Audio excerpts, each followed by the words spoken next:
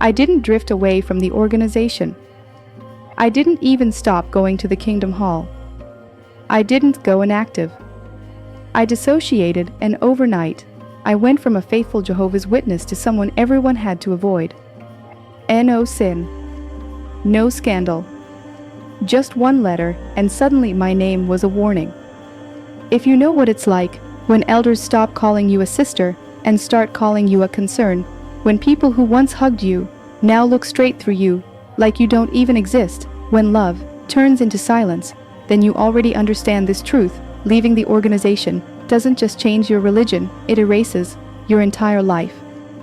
And this is the story of what finally pushed me to choose dissociation, even though I knew, down to my bones, exactly what it was going to cost me.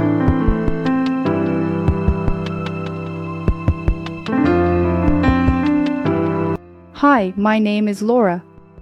I'm a former Jehovah's Witness, and this channel is a space to share real stories from people who lived inside controlling religions and carried feelings they were almost never allowed to express. Religions can also cause deep trauma in people's lives. Today, I'm going to tell the story of Vanessa. So you don't miss any of our stories, please subscribe to the channel. Let me know in the comments what city you're watching from. And if you'd like to share your own story, my email is in the description. I can create a sensitive narration and share it here, so more people can understand how you felt, and know that you're not alone. Have you ever felt like your entire life was a carefully choreographed performance, directed by a corporation that claimed to hold the keys to your salvation? Imagine being a 4-year-old girl living in a home shadowed by the heavy, unpredictable clouds of a father's alcoholism. My childhood was an emotional minefield, a fragile environment where my mother, who struggled with basic literacy, was desperately searching for a lifeline. When the Jehovah's Witnesses knocked on our door, they didn't just bring magazines, they brought a vision of a perfect family that we were starving for. They offered a sense of security and a structured love that seemed like a miracle. But that love came with a hidden price tag that would take me 22 years of full-time service to pay. I didn't learn to read from school books. I learned from the read my book of Bible stories, weaving my very ability to communicate into the fabric of the Watchtower. I was so deeply indoctrinated that before I could even spell properly, I wrote in a school assignment that my dream was to be a Matova. I couldn't even spell Jehovah's Witness yet, but I already belonged to them. I would eventually become the golden girl of the circuit, the youngest regular pioneer in the state, standing on assembly stages while hiding a dark secret of abuse and a crumbling soul. Stay with me, because I'm going to tell you exactly how I went from preaching to cabbage plants to using my career as a lawyer to strike back with an extrajudicial notification that finally broke my chains. This is the story of how I survived the tower, and why you are not alone in your scars. I wasn't born into a multi-generational witness family. My story with the organization began in a state of extreme vulnerability when I was just 4 or 5 years old. Back then, my home was a place of pain and uncertainty. My father was a chronic alcoholic, and the domestic environment was marked by emotional instability that no child should ever have to navigate. My mother, a woman with very little schooling who could barely read, felt lost and overwhelmed. When the Jehovah's Witnesses knocked on our door, they didn't just bring the Watchtower and Awake magazines, they brought the promise of a structured family, something we had never experienced. We were seduced by that immediate sense of warmth and security. I remember us accepting the publications, which back then were still sold from door to door, and starting a Bible study that would change the course of our lives forever. Right there in that moment of fragility, my identity began to merge with the organization. I was no longer just Vanessa. I was a project, a future servant of Jehovah, being molded in an emotionally fertile but dangerous soil. Every smile from the brothers felt like a shield against the chaos of my father's drinking. Young, we actually learned to read and write together inside the organization, using Watchtower publications as our primary textbooks. My first contact with letters and sentence structure didn't come from children's literature or school primers, but from books like my book of Bible stories. I learned to decode words by reading about blind obedience, the destruction of ancient nations, and the promise of a conditional paradise. For my mother, learning to read through the truth gave her a sense of dignity that the worldly society had denied her, but that gratitude quickly transformed into an eternal debt to the religion. All our communication and our entire worldview were filtered through the vocabulary of the organization. From the age of 5, I knew no other language than the pure language of the Jehovah's Witnesses. My mind was a blank slate where the doctrine was written in permanent ink long before I had the critical thinking skills to question a single word I was reciting. Growing up in the truth meant learning, from the very beginning, that love was something I had to earn through performance. I learned that being accepted was synonymous with blind obedience, and that my value as a human being was directly tied to my spiritual productivity. There was no room for a free childhood or the natural curiosity of a young girl. Common play was rapidly replaced by theocratic activities. While other kids in the neighborhood were playing with dolls or hide-and-seek, I was encouraged to simulate Bible studies and prepare comments for the meetings at the Kingdom Hall. The field service became the center of my universe. There was an intense process of early adultization. I was treated like a little adult who carried the heavy responsibility of saving people's lives from the impending Armageddon. This weight on the shoulders of a 6-year-old child leaves deep scars, as it erases the boundary between being a child and being a soldier for a religious corporation. I was taught to fear the world and everyone in it who wasn't a brother or sister. My dedication was so absolute that even my solitary play reflected my deep indoctrination. I vividly remember going to our backyard, where we had a small vegetable garden, and preaching to the cabbage plants. I would spend hours talking to the leaves as if they were interested householders at their doors, presenting the magazines and explaining biblical prophecies with the seriousness of a veteran pioneer. I rehearsed my introductions, corrected my posture, and practiced my rhetoric there, all alone. To an outsider, it might have looked like a cute game, but the reality was that my brain was already hardwired to see the ministry as the only valid activity in life. I couldn't disconnect from the role of a Jehovah's Witness for even a second. The loneliness of that child preaching to cabbages shows how isolated I was from the real world, and how much the organization had occupied every square inch of my imagination and creativity. I wasn't playing, I was practicing for a survival that depended on my ability to convert others. This isolation was even more evident at school. I remember a specific school assignment where the teacher asked us to write about our dreams for the future. I was about 7 years old and still mastering grammar. With all the innocence in the world, I wrote in my notebook, "I want to be a Matova." I didn't even know how to spell Jehovah's Witness correctly, but I already knew that it was the only permitted destiny for me. I didn't dream of being a doctor, a teacher, or an artist. My dream was to be a label, a title within a religion. My Bible study instructor would show me pictures of missionaries in Africa and say with a sparkle in her eyes, "Vanessa, you will only be truly happy if you become a regular pioneer. If you give your life to this, Jehovah will take you to unimaginable places."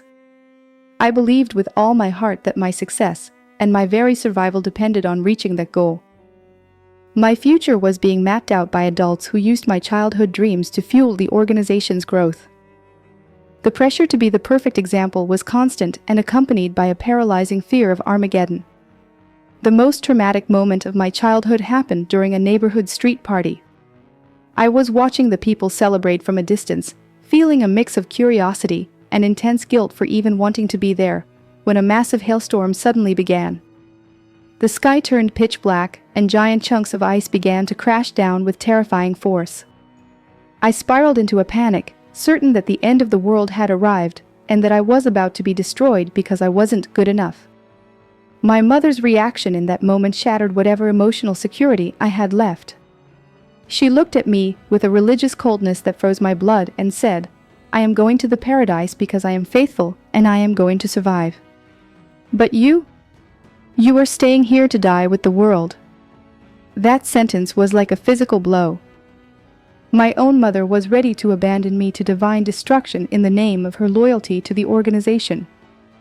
From that day on, my fear of God transformed into an obsession with pleasing the elders and the society.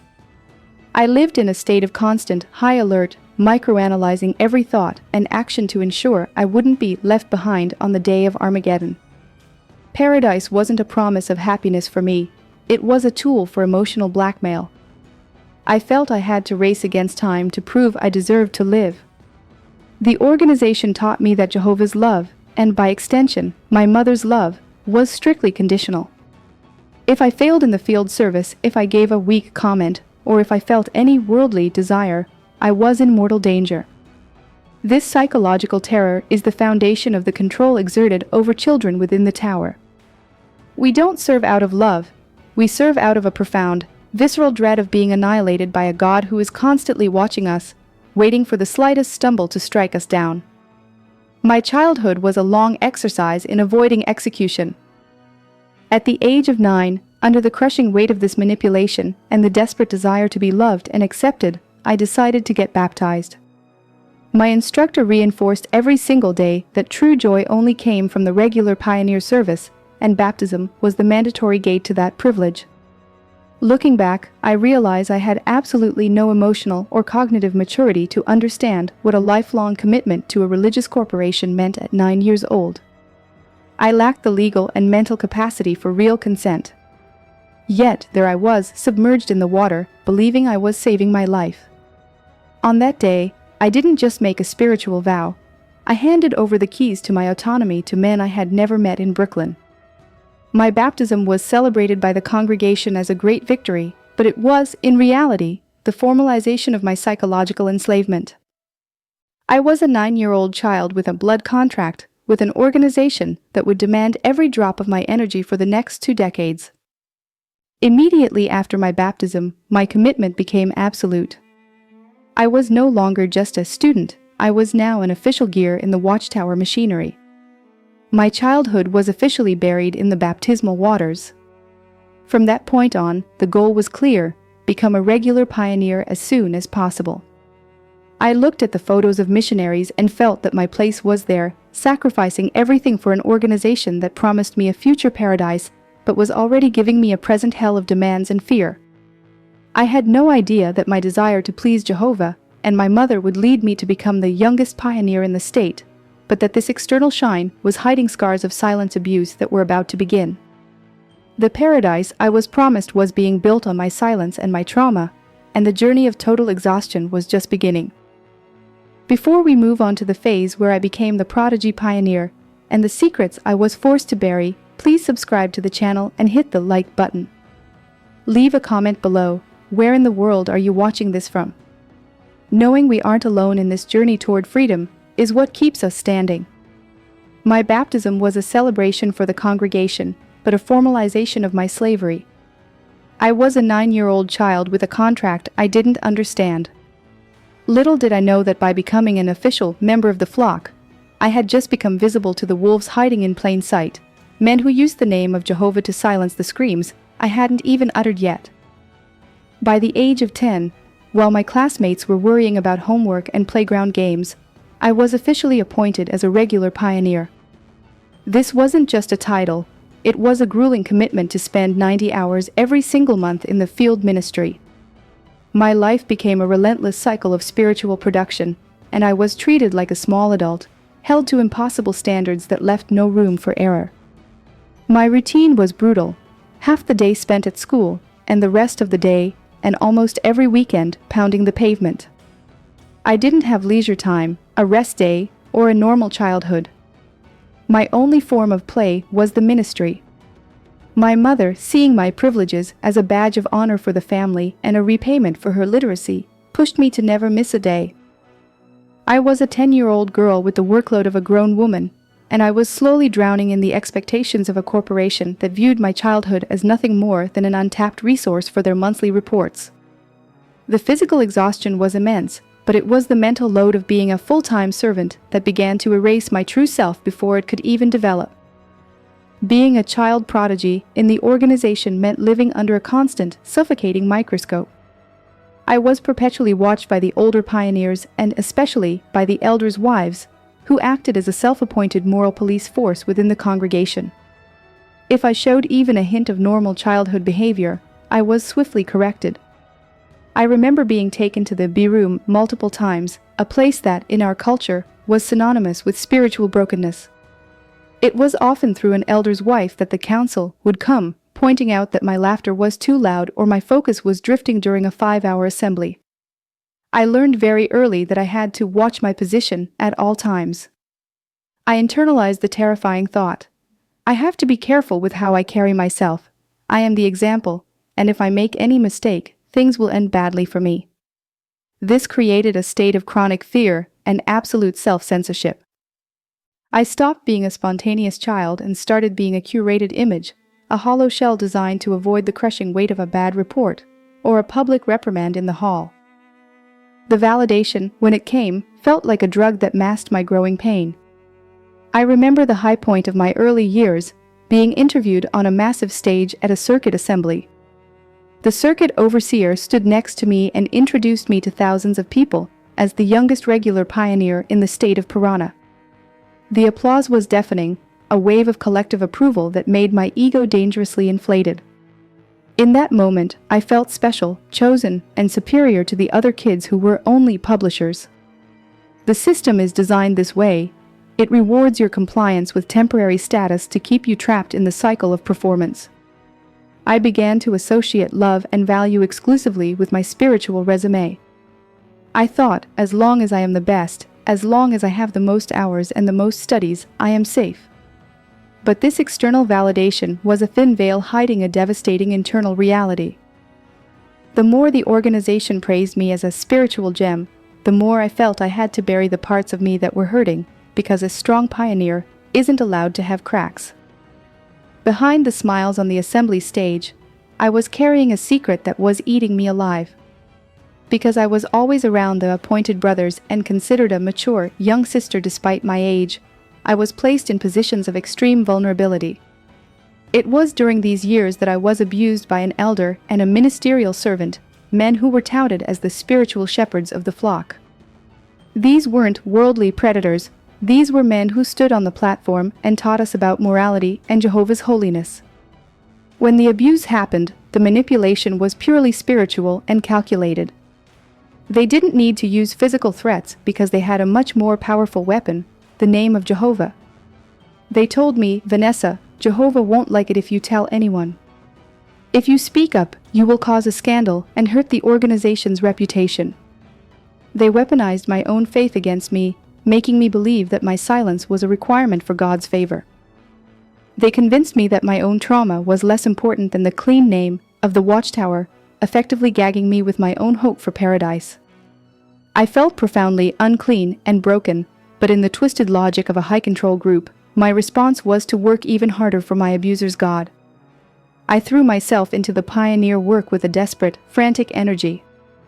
I thought that if I could just convert more people, if I could just spend 100 hours instead of 90, maybe Jehovah would somehow wash the shame away. I was trying to outrun my own trauma by being the most spiritual person in the circuit. Every time I stood at a door and told a stranger about the paradise, I felt like a fraud. How could I promise someone a perfect future when my own present was a nightmare of silent screams? The elder who abused me would still give talks from the platform, and I would have to sit in the front row, nodding and taking notes, while my skin crawled with a disgust I couldn't express. This is the secret cancer of the organization. It protects the predators to save its image, while the victims are forced to carry the burden of the crime in the name of waiting on Jehovah. The psychological impact of this dual existence was catastrophic. I developed a deep-seated vergonha corporal, a visceral shame of my own body. I felt that my body was a magnet for sin, and that I was somehow responsible for the actions of these men. I lived in a state of hypervigilance, constantly scanning my environment for threats while maintaining the pioneer smile that everyone expected. I was the youngest star in the circuit, but at night, I would experience severe emotional crises that I had to hide from my mother. I didn't have the words for PTSD or trauma yet. I just thought I was spiritually weak for feeling so much pain. I began to develop a habit of splitting my personality. There was the Vanessa the pioneer, who was perfect and untouchable, and the real Vanessa, who was a terrified little girl hiding in a dark corner of her own mind. This fragmentation is a common survival mechanism for those in high-control groups, but it creates a profound sense of isolation. I was surrounded by thousands of brothers, yet I was the loneliest person on earth because no one was allowed to see the real me. The surveillance from the congregation only intensified as I entered my teens. As a young pioneer, I wasn't allowed to have a personality that wasn't approved by the society. My clothes, my hair, the way I spoke, everything was scrutinized by the elders' wives. I remember the constant reminders about being a stumbling block. If I laughed too loudly or showed interest in anything secular, someone would be there to gently crush it. They taught me that my only purpose was to be a mirror reflecting the organization's current doctrines. I was never asked what I felt or what I wanted. I was only told what Jehovah, via the governing body, required of me. This total erasure of the self is the ultimate goal of the indoctrination process. By the time I was 12, I didn't know where the Watchtower ended and I began. I was a puppet, and the strings were being pulled by men in Brooklyn who didn't care that I was a child who had been robbed of her innocence. My relationship with my mother also became a tool of the religion. Because she was so grateful to the organization for teaching her to read and giving her a clean life, her loyalty to the truth often superseded her maternal instincts.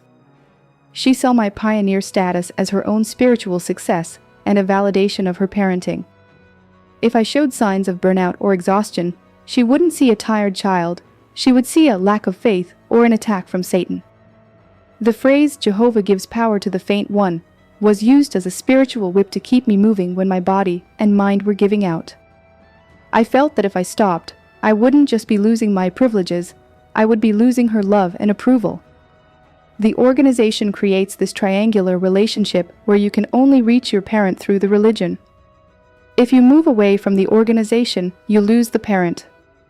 This emotional hostage-taking is why so many of us stay for decades, even when we know something is deeply wrong.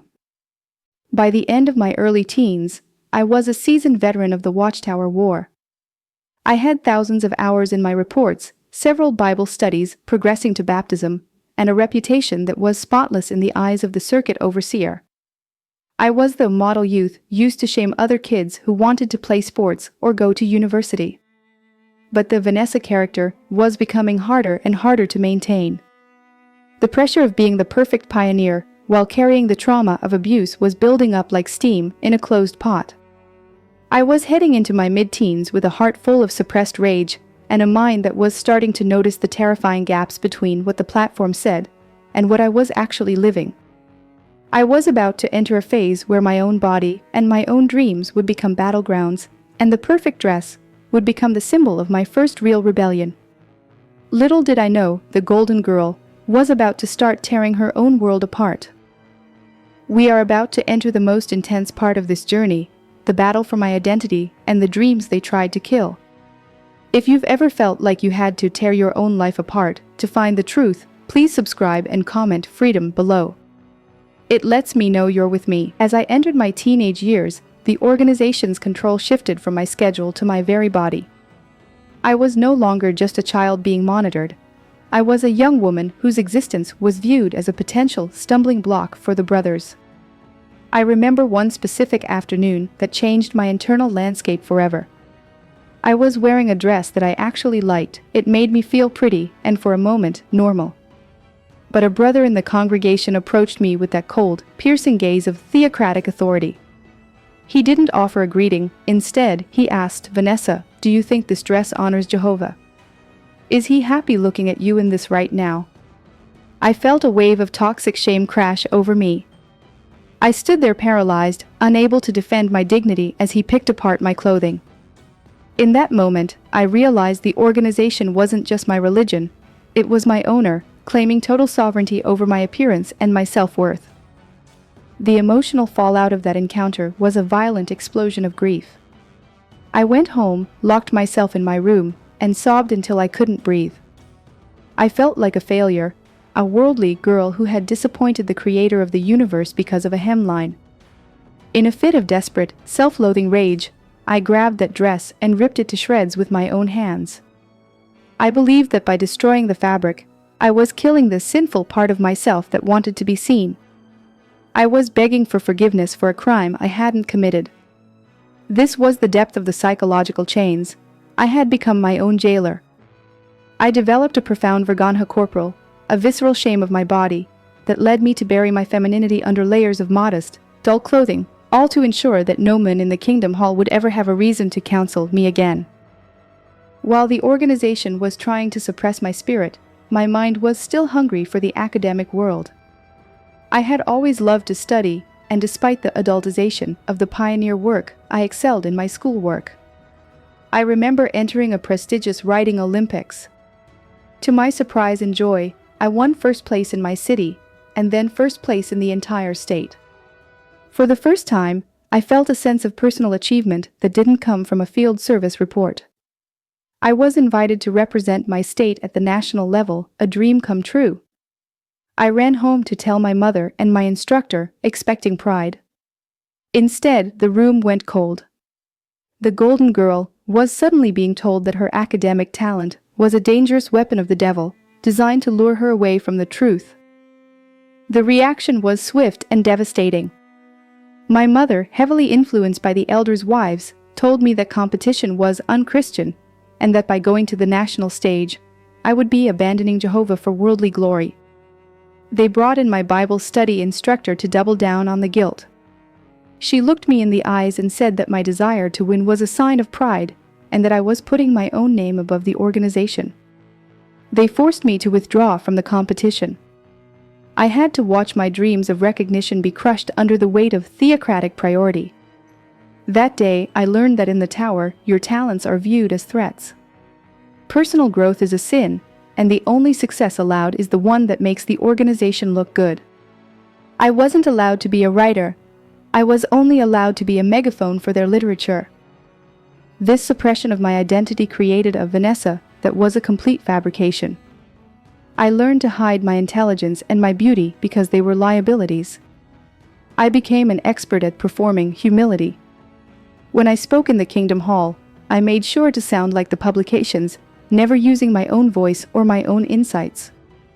I was learning that talent is something to be feared, and growth is something to be ashamed of.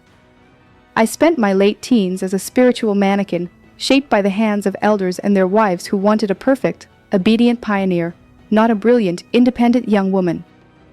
My inner life was becoming a graveyard of stolen dreams, but I was so well conditioned that I believed the theocratic walls were actually protecting me from myself. The constant pressure to be exemplary meant I had to ignore my own emotional needs. I was a pioneer, a role model for the other youths, but I was living on a diet of guilt and fear. Every time I saw a worldly girl my age going to a party or planning for college, I felt a mix of pity and intense jealousy that I had to immediately cut off. The organization teaches you that these feelings are satanic lures, but they were actually my soul screaming for air. I was suffocating under the weight of a lifestyle that demanded 100% of my time and 0% of my authenticity. I was a highly functional victim, celebrated by the circuit as a spiritual success, while my true self was being systematically erased. The culture of the congregation reinforced this erasure. As a young pioneer sister, my only future was to marry a spiritually strong brother and continue the cycle of service. There was no vision for my life that included my own aspirations. I was taught that the Great Tribulation was so close that planning for a career was a sign of a lack of faith. This constant sense of urgency, the emergency mindset of the organization, kept me from questioning why I was sacrificing so much for so little in return.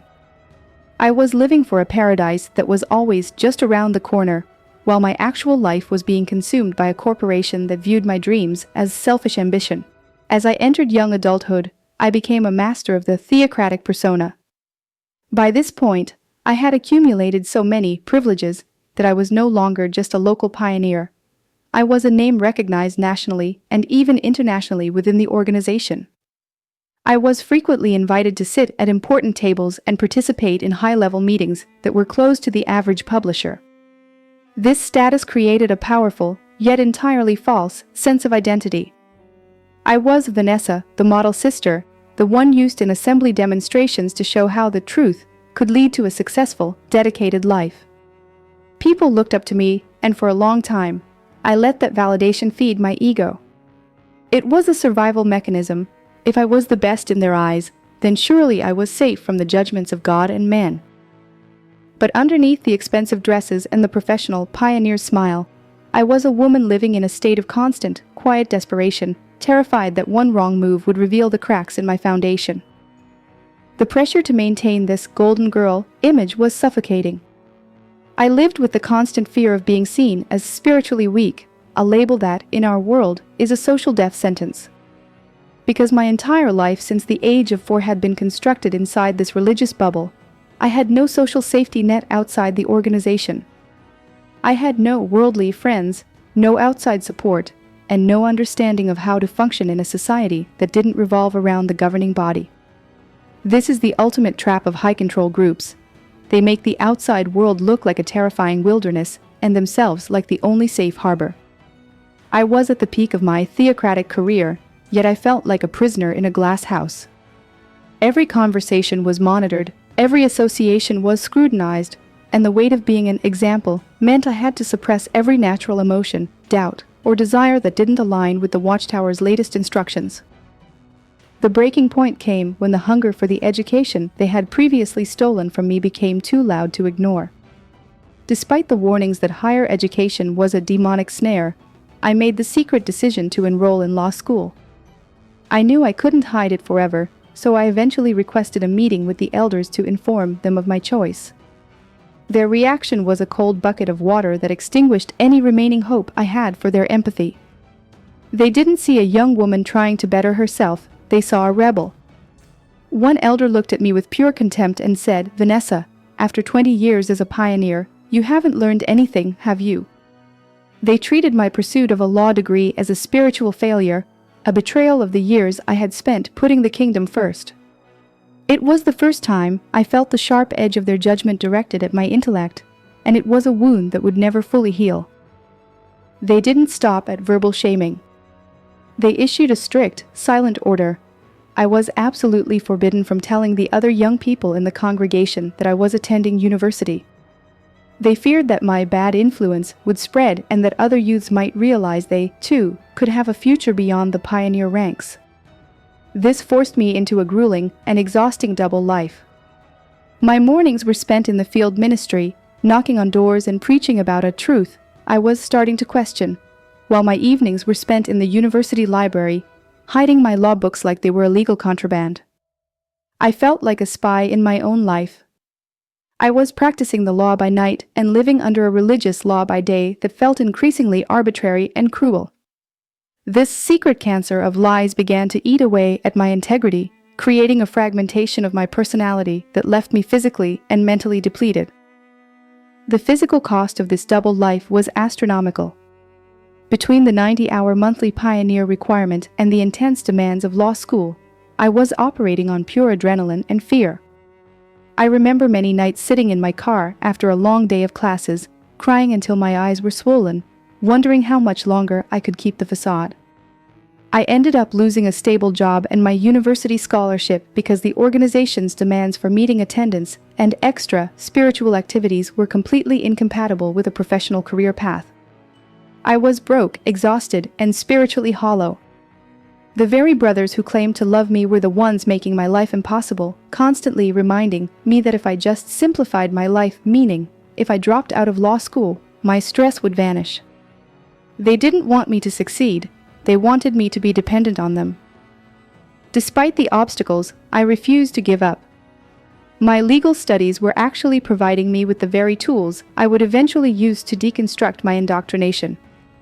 In my classes, I was learning about human rights, due process, and the importance of evidence. At the Kingdom Hall, I was being told to lean not on your own understanding and to accept the slave's word as final, even if it didn't make sense from a human standpoint. The contrast was becoming impossible to ignore. I was an expert at the pioneer smile during the Sunday meetings, but in the lecture hall, my mind was being sharpened to see the patterns of manipulation that had governed my life for 30 years. I was becoming a lawyer, and as I did, the golden girl began to realize that she was building a case against her own prison. This period was also marked by a disturbing trend within the organization that I, as a legal professional, started to notice with increasing frequency. I began to see how the organization exerted an incredible amount of control over the elderly members of the congregation, particularly when it came to their wills and estates. There was a subtle, and sometimes not so subtle, pressure for these vulnerable people to leave their assets to the society, rather than their own families, especially if their children were worldly. This wasn't the selfless love I had been taught about as a child. It felt like a cold, corporate strategy to accumulate wealth at the expense of natural family bonds. My legal training made it impossible for me to unsee these predatory patterns.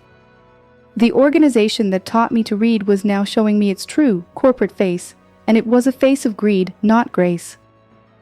The secret cancer of the double life finally forced me to confront the reality of my own silence. I realized that by staying and performing, I was complicit in a system that was currently crushing other young women just like me. I was the success story they used to justify their control, and that realization filled me with a profound sense of guilt. I was a lawyer who fought for justice in the world, yet I was submitting to a domestic regime of absolute censorship. I was tired of hiding my books, tired of lying about my goals, and tired of pretending that my intelligence was a temptation from Satan. The two halves of my life, the devoted pioneer and the ambitious lawyer, were on a collision course, and I knew that only one of them would survive the impact.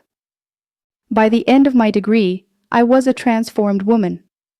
I had graduated against all odds, surviving the loss of my scholarship and the constant discouragement from the elders.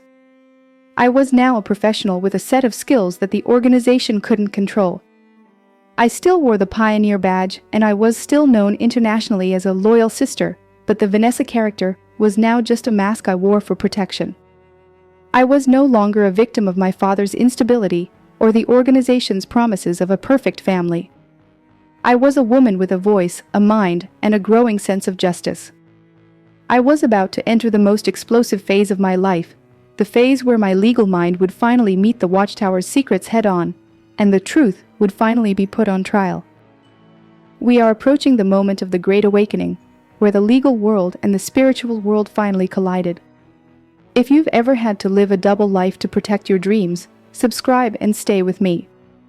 The next chapter is where the Golden Girl becomes the guardian of the truth and discovers what's really behind the tower. Comment freedom below. Then, after qualifying as a lawyer, the psychological walls of the tower didn't simply crumble.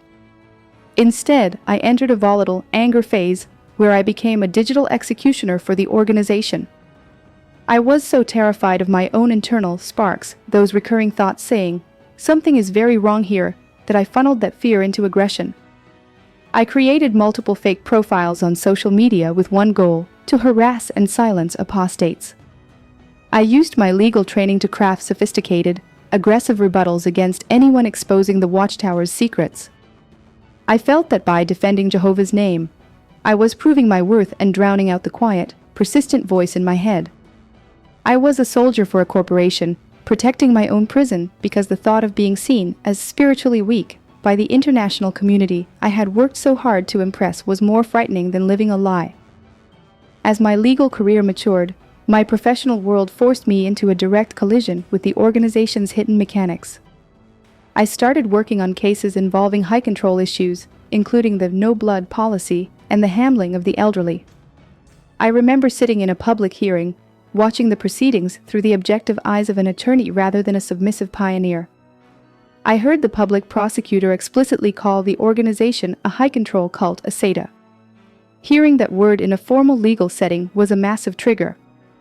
For the first time, I wasn't hearing Satan's world attacking God. I was hearing the law identifying a predatory system. I watched how the organization's legal team prioritized the corporate image over human lives, and the sparks in my mind turned into a wildfire of realization. The organization's response to these legal challenges revealed the depth of their secret cancer. After public hearings where the truth was exposed, the elders would hold mandatory encouragement meetings. These weren't for comfort. They were containment sessions designed to silence anyone who had witnessed the court's transparency. They wanted to neutralize the stumble caused by the truth. As a lawyer, I saw patterns of control over testaments and estates, seeing how they preying on the loyalty of the elderly to accumulate assets. My professional integrity could no longer coexist with my religious loyalty. The Vanessa the Pioneer character was becoming an unbearable weight, and the facade of theocratic justice was rotting before my eyes. The most profound shift happened when I decided to challenge the technical control over my own mind. The organization installs a thought police reflex, the command to cut off thoughts the moment they become critical. For decades, I had been my own jailer. But one day, I decided to stop cutting. I made a conscious choice to follow every strange thought to its absolute conclusion. I asked the forbidden questions: who is God? Is the Jehovah of the Watchtower really the creator, or just a brand for a real estate corporation? This internal rupture was agonizing. I realized that if a truth requires you to stop thinking to survive, it is nothing but a lie. I was no longer a puppet. I was a witness to my own liberation. During my time at the School for Kingdom Evangelizers, the elite training for pioneers, I expected spiritual fortification but found only corporate manipulation. As they detailed the internal judicial manuals, my legal brain recognized the total lack of due process and the cruelty of their shunning policies. I realized that the apostates I had been attacking were actually telling the truth. I was sitting in a room full of elite pioneers, realizing that I was an accomplice to a machine designed to erase individual identity. The grief was overwhelming. I looked back at 22 years of service, the thousands of hours, and the people I had brought into this system, and I felt a profound sense of mourning for the life I had wasted. The decision to leave triggered a total collapse of my reality. The immediate impact was devastating. I lost my entire social network. Every person I had known since I was 4 years old disappeared. There was a significant financial impact as well, as much of my professional life was intertwined with the community. I entered a severe emotional crisis, questioning the very existence of God and feeling like a complete failure. I had to learn how to live from scratch, like a child learning to walk in a world I had been taught to fear. I was a successful lawyer who could win cases in court, but I didn't know how to navigate a single day without the organization's approval. This period of loss was my dark night of the soul. I felt the weight of being rachalata, labeled as mentally diseased or a traitor by people who had cheered for me on assembly stages just months prior. The isolation was absolute. But in that silence, I found a new kind of honesty. I allowed myself to be an apprentice of life, starting from zero. I realized that the special status I had as a pioneer was just a leash, and the love of the brothers was a transaction. The pain was the price of my soul, and for the first time in my life, I was willing to pay it. I was no longer fighting for the tower. I was fighting for my right to exist. I began to orient myself toward the law once more, but this time as a weapon for my own defense. I started documenting every interaction and every policy, preparing for a legal severance that would ensure my dignity remained intact. I realized that the organization treats its members as property, and I was going to use the law to reclaim my ownership of myself. I was preparing a final strike that would bypass their judicial committees and speak the only language they truly fear, the language of legal accountability. I was no longer a guardian of the truth. I was a woman preparing for a war of liberation. By the end of this internal awakening, I was ready. I had survived the abuse, the stolen dreams, and the psychological warfare of the tower. I looked at my mother, who was still inside, and I knew I had to be the one to open the door for her. I was about to send a document that would change our lives forever. I was moving toward July 31, 2025, not with a letter of resignation, but with a notification of freedom. The golden girl was gone, and in her place stood a lawyer who was about to serve the Watchtower with the truth they could never suppress. We are at the final chapter, the day I sent the legal notification that broke my chains. If you've ever felt like you had to start your life from zero, subscribe and stay for the conclusion. Your new life starts here. Comment survivor below. By March 2025, the tension between my internal reality and my public persona reached a breaking point. I was still officially a regular pioneer, a title I had held since I was 10 years old, but I was mentally miles away from the Kingdom Hall. I remember the announcement being made to the congregation: Vanessa Lopez is no longer serving as a regular pioneer. To the brothers and sisters, it sounded like a spiritual tragedy or a sign of burnout, but to me, It was the first breath of air after drowning for decades. I didn't feel shame, I felt a surge of adrenaline. The golden girl was stepping down from the pedestal the organization had built for her.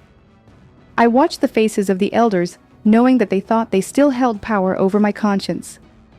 They didn't realize that by removing my title, they were actually helping me dismantle the last remaining bars of my cage. I was no longer a statistic in their monthly reports, and for the first time in 22 years, my time belonged to me. I knew that the organization's standard procedure for someone leaving was to trigger a judicial committee to find a reason to disfellowship them for sin or apostasy. As a lawyer, I refused to let them control the narrative of my exit. I decided that I wouldn't be judged by men who had silenced my childhood abuse and suppressed my academic dreams. I chose to use the tools of the law to finalize my departure. I drafted a formal extrajudicial notification, a legal document that clearly stated my decision to sever all ties with the Watchtower Bible and Tract Society. I didn't want a religious confession. I wanted a legal termination of a corporate relationship. I spent weeks refining the language, ensuring that every detail of my experience and my reasons for leaving were documented. I was no longer a submissive sister pleading for mercy. I was an attorney serving a notice of severance to a high-control corporation. On July 31, 2025, I took the final step and sent the notification. It was a day of profound symbolic weight. By sending a legal document instead of a simple letter of resignation, I was signaling that I no longer recognized their theocratic authority over my life. I was bypassing their B-room meetings and their internal rules. I wanted to ensure there was a legal paper trail that prevented them from misrepresenting my departure as a moral failure. I now advise anyone looking to leave to do the same. Document everything. Treat your exit like a legal separation from a business entity that has violated your rights. The moment I hit send, the decades of 90-hour months, the trauma of the cabbage preaching, and the weight of the golden girl reputation were officially behind me. I had reclaimed my name, my autonomy, and my future from the archives of the organization. The organization's reaction was cold, swift, and entirely digital. On August 1, 2025, less than 24 hours after I sent my notification, I received an automated email. It was a sterile, technical notification informing me that my JW account had been deleted. In 1 second, my entire digital history with the organization was gone. All my field service reports, my privileges, and my access to their internal resources were erased. There was no phone call from a concerned elder, no shepherding visit to see if I was okay, just a cold deletion from a database. It was the most honest interaction I ever had with the organization. It proved that to them, I was never a beloved daughter of Jehovah, but merely a user profile and a source of labor. Seeing that account deleted message was the final confirmation that I had made the right choice. I wasn't just deleted, I was finally free. The immediate aftermath of my departure was a whirlwind of loss and liberation. As expected, the shunning began almost instantly. People I had known for 30 years, who had celebrated my spiritual growth on assembly stages, suddenly treated me as if I were dead or mentally diseased. The loss of my social network was absolute, and the emotional crisis that followed was severe. I had to face the terrifying void of having no community and no identity outside the tower. I went through a period of deep mourning, even questioning the very existence of a creator. I felt like an apprentice of life, starting from zero at an age when most people are already established. But as a lawyer, I knew that justice often comes at a high price, and I was willing to pay to finally live an authentic life. The most incredible victory of this journey, however, wasn't my own freedom, it was my mother's. She had been the one who brought me to that first door at age 4, and she had spent her life believing that her literacy and her dignity were gifts from the organization. But she had also witnessed my struggles, my hidden university degree, and the coldness of the elders. She saw the strength I found in the law and the peace I found in leaving. 2 months after I sent my notification, my mother made the bravest decision of her life. She also broke her chains and left the organization. We walked out of the tower together, just as we had entered it together 30 years prior. Seeing her reclaim her own mind and her own voice was the greatest privilege I have ever received. We are no longer a theocratic project, we are a family of survivors. Today, my spirituality is no longer a cage, it is a choice. I still believe in God, and I still believe in the message of Jesus, but I have completely rejected the idea that any human organization or governing body is necessary to reach the divine. I have found a pure language that isn't dictated by magazines or assembly talks. My faith is now a private, vibrant, and free experience. I don't serve out of a fear of Armageddon or a dread of being left behind in a hailstorm. I live because I am free, and I love because I choose to, not because a report card demands it. I have replaced the Matova dreams of my childhood with the reality of a woman who owns her own conscience. My relationship with God is now direct, without the shadow of a corporation standing in the middle. I have decided to make my life a book of freedom. I want to live this liberty to its highest degree, and I want to help others do the same. I know that many are still trapped, preaching to cabbages, and hiding their true selves in the B-room. To those people, I say, you don't have to bleed in front of the sharks of the governing body. You can rebuild your life, your ties, and your soul outside those walls. The scars are deep, and the healing takes time, but the flavor of a life lived without permission is something I wouldn't trade for 1,000 paradises. I am no longer a victim of a secret cancer. I am a survivor who has turned her legal expertise into a shield for those who are still afraid to speak. As I look back on the girl who wrote Matova in her school diary, I don't feel shame anymore, I feel compassion. She did what she had to do to survive a world of instability and fear. But that girl is gone, and the woman who stands here today is a lawyer, a daughter, and a free spirit. I survived the tower, and my story is proof that the truth, the real truth, doesn't imprison you, it sets you free. We can reconstruct our lives, find new families, and discover a world that is beautiful, even with its flaws. My life is no longer a report of hours. It is a testament to the power of the human spirit to reclaim its light. The golden girl has finally found the true gold, the freedom to be exactly who she was always meant to be. We have reached the end of Vanessa's incredible journey. If this story touched your heart or gave you the courage to follow your own sparks of truth, please subscribe to this channel and share this video. We are building a community where no one has to suffer in silence. Comment freedom below to celebrate with us. You are a survivor, and your new life starts today. I understand perfectly, Laura. It is incredibly brave of you to share your own pain alongside Vanessa's story. Being ignored by your own mother due to religious shunning is one of the deepest wounds a human can experience, and your vulnerability will create a powerful bond with your audience. Here is your finalization in English, designed to be intimate, supportive, and focused on building your community.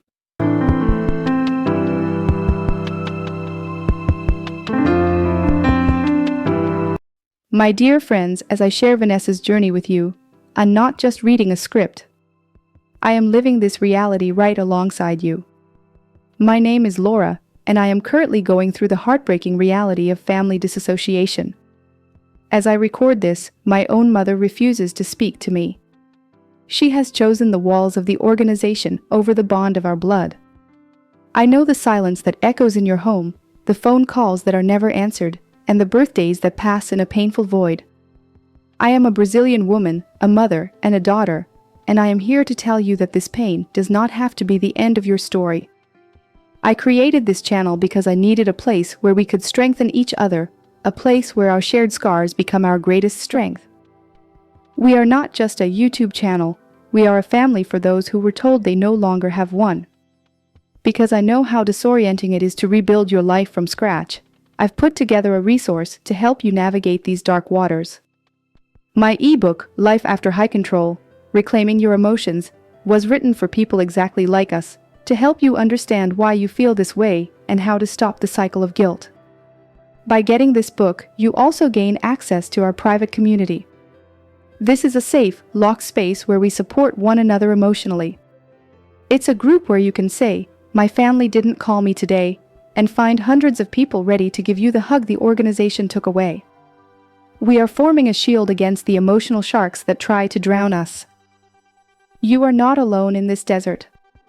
If you have a story that needs to be told, please send it to my personal email in the description below.